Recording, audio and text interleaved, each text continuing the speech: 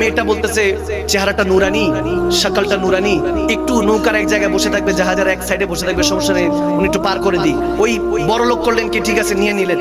নেওয়ার পর ওই রাইস জাদা নেওয়ার পরে এখন সে শারাব পান করে, গান টান মধ্যে মস্ত। নাউজুবিল্লাহ বলেন।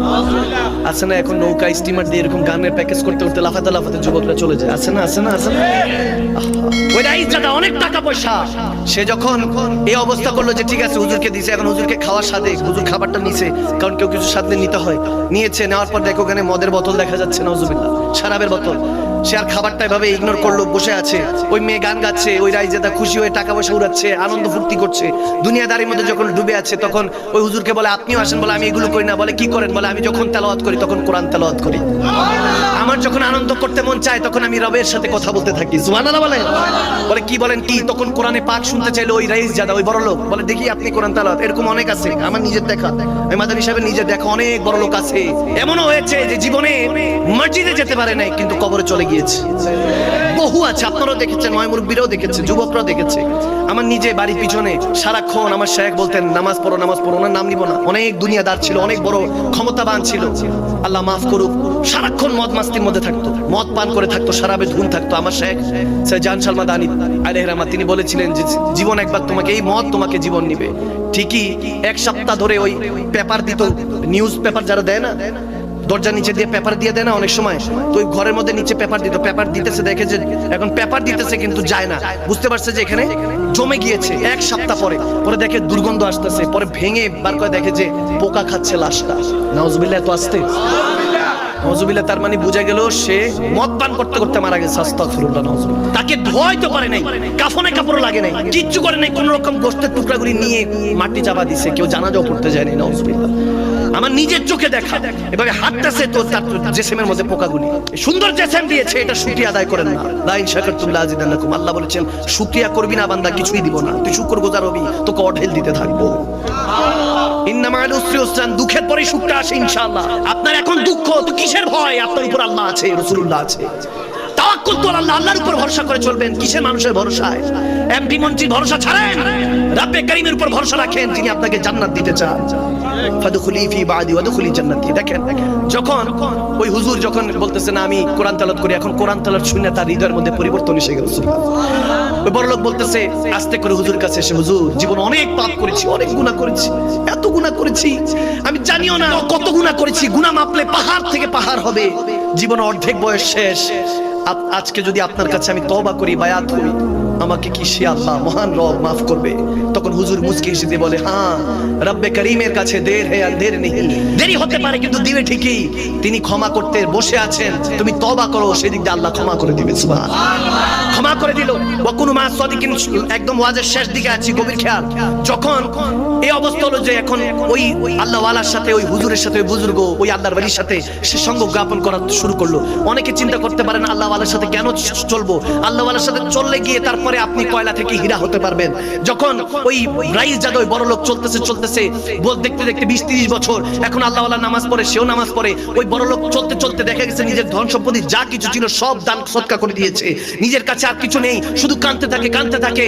এখন আর সে আর কিছু পরোয়া করে না, শুধু রবের পরোয়া করছে, আল্লাহর কাছে তাওয়াক্কুল করছে, আল্লাহর কাছে কান্না করছে। যখন কাঁদতেছে কাঁদতেছে এরকম দেখতে দেখতে অনেক বছর, 20-30 বছর, ওই আল্লাহ ওয়ালা বলেন যে 20-30 বছর সে আমার কাছে ছিল, এরপরে ইন্তেকাল হয়ে গেল, সে মারা গেল। আমি নিজে দাফন কাফনের ব্যবস্থা করলাম, কান্না করতে করতে তাকে কবরে দিয়ে আসলাম, নবীর কাছে সফর করে চলে আসলাম। আরে এরকম ওই বড় লোক কান্না করে মৃত্যুর আগে একটা কথা বলে গিয়েছে, তার অন্তরের মধ্যে তখন লাগতেছে। তখন ওই আল্লাহ ওয়ালার কাছে সেই বড় লোক বলতেছিল যে শেখ এক গিলা হে জিন্দেগি সে ये गिला है कि तू जरा देर से मिला है। আরে জিন্দেগির কাছে একটাই নালিশ যে তোকে তো পেলাম একটু পরে পেলাম, তুই আল্লাহ ওয়ালা ছিলি, তোমাকে পেতে আমার দেরি হয়ে গিয়েছে। সে অন্তর থেকে কান্না করে উঠেছিল। যখন সে ইন্তেকাল করে গেল, দাফন কাফন ওই হুজুর নিজে করলো, করার পরে সে এদিক সেদিক হইতেছে, হুজুর সারা রাত কান্না করতেছে, কারণ সম্পর্ক হয়ে গেছে। মুরিদ আর মুর্শিদের সম্পর্কটা অন্যরকম। এটা কোনো মুরিদ মুর্শিদের বাবা সন্তানের সম্পর্ক থেকে আরো গভীর, বন্ধু বন্ধু যেরকম হয় এরকম সম্পর্ক। যখন এরকম সম্পর্ক, এখন মুর্শিদ মুরিদের জন্য কান্না করছে, যখন সেই বুজুর্গ ওই আল্লাহ ওয়ালার জন্য কান্না করছে, যে তওবা করে সমস্ত কিছু ছেড়ে দিয়েছিল শুধু আল্লাহর হওয়ার জন্য, রাসূলুল্লাহ হওয়ার জন্য কান্না করছে। জানি না আমার বন্ধুটা খবরে কেমন আছে। ওই আল্লাহর ওলি যখন কান্না করছে, স্বপ্ন যোগে ওই রাতের মধ্যে ওই বন্ধু দেখা দিল, বলতেছে হুজুর ওকে মুর্শিদ আপনি টেনশন করেন না, আমার নবীর সাথে আমার দেখা হয়েছে, নবী আমাকে বুকের সাথে জড়িয়ে নিয়েছে, কারীম আমাকে ক্ষমা করে দিয়েছে, এখন আমি জান্নাতের মধ্যে নিয়ামতের মধ্যে ব্যস্ত। ওই রব তেনার এখানে দের নেকি, তিনি ক্ষমা করেন ঠিকই, শুধু ক্ষমা চাইতে জানতে হয়। সে আল্লাহ ওয়ালা যখন ওই রাইত জাদা ওই বড় লোক যখন নিঃস্ব হয়ে কবরে আল্লাহর কাছে গিয়েছে, রাসূলুল্লাহর সাথে গিয়েছে, তখন সে কান্না করে করে বলতেছিল, ये नाज ये अंदाज हमारे नहीं होते, अगर झोली में टुकड़े मुस्तफा तुम्हारे नहीं होते, मिलती हुजूर ना आपके दर से भी इस मंगतों के यहाँ गुजार नहीं होते। अरे এটা তো আল্লাহর ওলিদের শান বলছি, খাদিমের শান বলছি, ये तो था शान खिदमतगारों की, सरदार मदीने का आलम क्या होगा। আরে গোলামদের শান বান্দাদের শান যদি এরকম হয়, রাসূলুল্লাহর শান কি হবে। আরে রাসূলের শান যদি এরকম হয়, সেই নবী যদি হয়ে যাও বান্দা, সেই নবী কারীমের শান কি হবে। তুমি মরতে দেরি হবে না, হিজাব উঠে যাবে, পর্দা সরে যাবে, বান্দা তখন আল্লাহকে দেখতে পাবে। সুবহানাল্লাহ। সে আল্লাহ সেই দিনের পথে রাসূলুল্লাহর পথে চলতে রাজি আছে কি? দেখেন খাজা কুতুবউদ্দিন বখতিয়ার কাকি আলাইহির রহমান, হযরত খাজা মাইনুদ্দিন চিশতি আলাইহির রহমান মুরিদ ছিলেন। খাজা কুতুবউদ্দিন বখতিয়ার কাকি, ওনার দিল্লিতে মাজার আমি জিয়ারতে গিয়েছিলাম, যে আলিশান মাজার, সুবহানাল্লাহ। ওখানে মধ্যে কোনো এরকম পাগলামি ছাগলামি নাই, ওখানে মধ্যে জিকির হচ্ছে, ইবাদত হচ্ছে, জিয়ারত হচ্ছে, রিয়াজত হচ্ছে, সুবহানাল্লাহ। ওখানে ঠিকই সব ঠিক আছে, এখান থেকে আমরা উচ্ছৃঙ্খল জাতি, আমরা উচ্ছৃঙ্খলা করে বলি আল্লাহদেরকে বদনাম করি। আওয়াজ দেয় না, ঠিক না? প্রেম হবে আপনার, ইশক হবে, ইশক ইলাহি, ইশকের রাসূলে ডুব দিবেন, অন্তর কেঁদে মরে যাবে, খবর হবে না জাসামে। এটা হলো প্রেম, কলবি প্রেম। এখন কুতুবউদ্দিন বখতিয়ার কাকি আলাইহির রহমান ঘটনা শুনুন। সেই জামানার মধ্যে সুলতান শামসুদ্দিন তামাশ আলাইহির রহমান কথা বলছে, আল্লাহর ওলিদের কথা বলছে, এগুলো কিচ্ছা কাহিনী নয়। যদি কোরআন সুন্নাহর কথা কিচ্ছা কাহিনী মনে হয়, তাহলে পুরো কোরআনই কিচ্ছা কাহিনী দিয়ে ভরা। বুঝবেন না, এগুলো টনক তো লড়ে নাই, টনক লড়লে তখন বুঝবেন। খেয়াল করুন, কুতুবউদ্দিন বখতিয়ার কাকি আলাইহির রহমান কথা বলছে। সুলতান শামসুদ্দিন তামাশ আলাইহির রহমান, তেনার জামানায় এক নারী এসে চিৎকার দিয়ে কাঁদছে বাদশাহ দরবারে, চিৎকার দিয়ে কাঁদছে, ছোট 2 মাসের বাচ্চা করে, বলে আমার ইজ্জত লুটে গেল, সবকিছু শেষ হয়ে গেল। বাদশাহ সুলতান শামসুদ্দিন তামাশ তিনি বললেন, এই মা কি হয়েছে, তুমি এত কান্নাকাটি করছো? সবাই বলে এত রোনাজারি কেন করছে, পানি দাও, মুখ ধো, কি হয়েছে? বলে বিচার নিয়ে এসেছি, আজকে কি আমার বিচার হবে? জীবনে হবে না।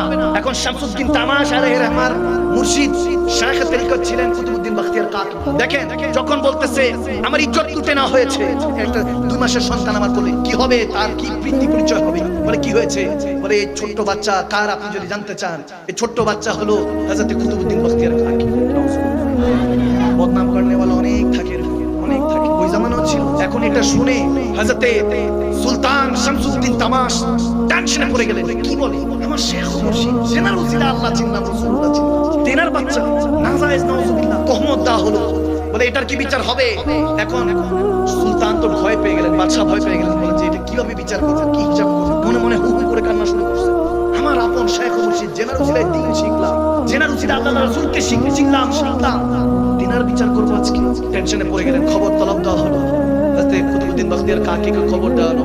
যেই কুতুবউদ্দিন বখতিয়ার কাকি দিল্লির পথে দিয়ে হেঁটে গেলে সবাই সালাম দিতে থাকে, আসসালামু আলাইকুম, আসসালামু আলাইকুম। আজকে কোনো সালাম নেই, হেঁটে হেঁটে আসতেছে, জিনার অপবাদ দেওয়া হয়েছে, নাউজুবিল্লাহ, আল্লাহু আকবার।